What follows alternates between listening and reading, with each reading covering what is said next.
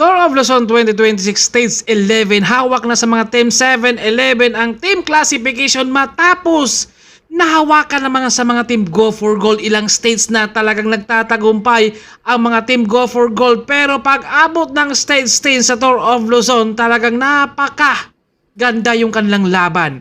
Marami ang nasa breakaway, kasama na doon ito si John Mark Hamingaw, Ryan Tugawin, Mark Ryan Lago, Marvin Mandak, na kung saan ay pagdating ng last 10 kilometers to the finish line, grabe itong si Anton Habi, talagang hinatak niya at kumapit naman ang yellow jersey na si Nikita Solcinco ng LCW. Kaya ngayon marami ang mga tumawid sa mga Team 7-11, yung kanilang Portman nandun kasama, kaya ito ay naagaw nila ang team classification sa stage 10. Grabe, kumbaga napakahirap talaga pagdating na sa ahon. Yung Candon to Cervantes, yun talaga ang nagpapahirap sa kanila, at grabe rin naman ang pinakita ni Anton Habi ng Team 7-11 na kung saan solo breakaway nga siya at walang nakakapigil sa kanya. Siguro nag-usap-usap na etong si Nikita Solcinco at si Anton Habi na kung babanat ka, sasama ako, dahil nga kunin mo lang yung stage winner ngayon sa stage 10, pero akin pa rin ang yellow jersey. Kumbaga meron talaga mga gameplay, mga technique, yung kanya-kanyang mga team. Dahil nga, kapag kukunin naman rin ni Nikita Solcinco, kumbaga, syempre mapapagod rin siya. Kaya dinala, tumutok at hindi pinalitan si Habi doon sa ahon. Napakahirap yung mga ganong gameplay ha.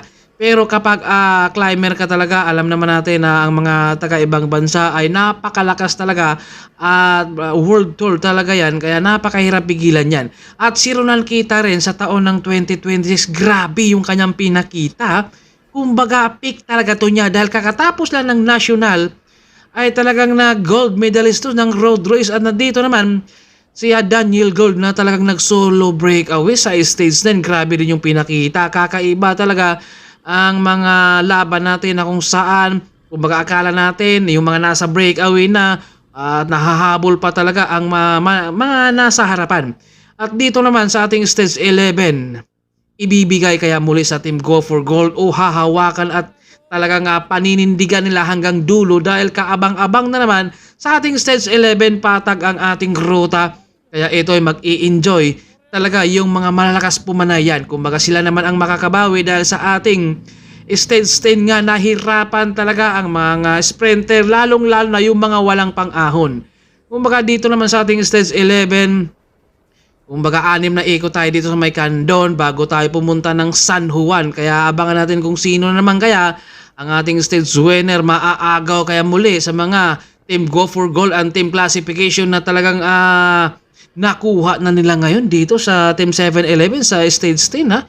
Grabe, talagang inagaw nila kung saan nagpapakitang gilas nga etong si Juniel Carcueva rin ha. Kumbaga nandun na sa breakaway, kasama rin nila sa first group John Mark Hamingaw, at ito naman yung ating solo breakaway sa ating stage 9. Ito si Daniel Gold.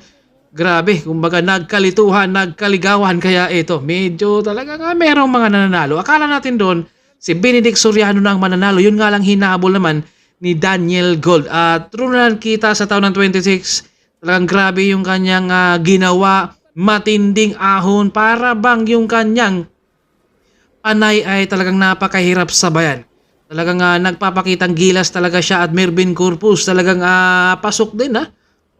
Nasa top 10 rin siya, kaya abangan natin talaga kung handa naman nilang talagang hindi na ibibigay nito sa mga Team 7-11 ang team classification, o talagang meron pa silang ibang gameplay dito, dahil nga nasa kanila yun yung top 3. Grabe talaga sa individual, kaya magandang laban na naman to sa ating stage 11 kung ano ang kanilang mga gameplay, ano ang kanyang mga talagang paraan para kukunin ba nila yung yellow jersey, o tuluyan talaga munang i-maintain yung kalang team classification dahil patag ang ruta. Kaya abangan natin kung makakasabay ba at makakuha ba rin ng stage winner din si Mervin Corpus sa Tour of Luzon 2020. Grabe talaga, namamayagpag ito si Ronald Kita ng Team 7-11.